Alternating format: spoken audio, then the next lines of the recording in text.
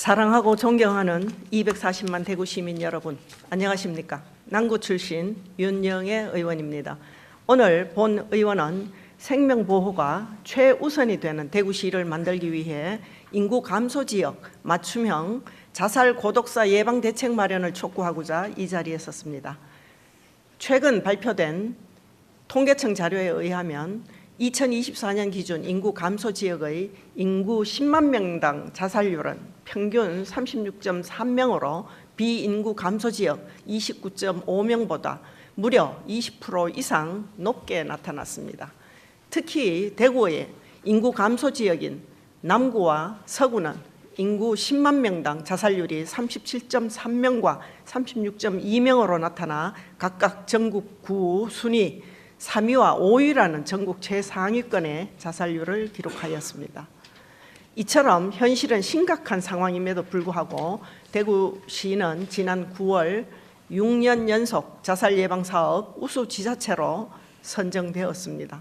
그간에 열심히 정책 발굴로 노력한 공무원들의 노고는 감사드립니다. 하지만 대구시의 보편적 자살 예방 사업들이 행정적 성과를 인정받는 것과는 별개로 인구 감소 지역에서는 자살 예방 효과가 한계를 드러내며 제대로 작동하지 않고 있음을 의미합니다. 높은 자살률과 함께 증가하는 고독사도 주목해야 합니다. 보건복지부가 발표한 2024년도 고독사 발생 실태조사에 따르면 지난해 경북의 고독사 사망자 수는 162명으로 2023년 186명에서 줄었음에 반해 지난해 대구의 고독사 사망자 수는 2024년 183명에서 크게 증가하였습니다. 이처럼 인구 감소 지역에서 자살률이 높고 대구의 고독사가 증가하는 근본 원인은 단순히 병원이나 상담센터가 부족해서가 아닙니다.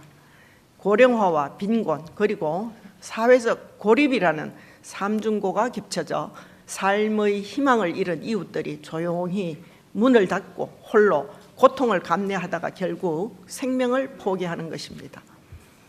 실제로 남구의 매입 임대주택 보급 현황을 살펴보면 LH 매입 임대주택은 1950호, 대구 도시개발공사 매입 임대주택은 667호로 나타나 9개 구군 중에 남구의 비중이 가장 높았으며 이로 인해 단절된 주거지에서 홀로 사는 1인 가구가 많은 관계로 사망 후 최초 발견자는 가족보다 임대인이나 경비원 등 비가족 비중이 확대되고 있는 실정입니다.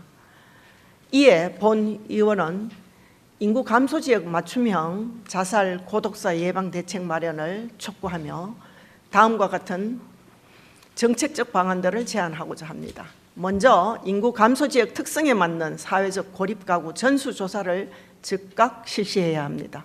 고령화, 빈곤, 1인 가구 밀집 등 인구 감소 지역의 구조적 취약성을 고려하여 대구시에서는 인구 감소 지역의 쪽방, 매입 임대주택 등 취약 지역을 직접 찾아간과 동시에 통반장, 집배원, 배달 종사자 등 생활 속의 인적 안전망을 활용해 고독사와 자살, 고위험 가구를 선제적이고 집중적으로 발굴해야 합니다. 다음으로 전수조사를 통해 발굴한 고위험 가구들을 대상으로 원스톱 통합지원 시스템을 구축해야 합니다. 빈곤과 우울, 주거 불안, 고령 등 자살, 고독사와 관련한 복합적 문제를 한 곳에서 해결할 수 있도록 부서 간 칸막이를 없애고 지원 체계를 일원화해야 합니다.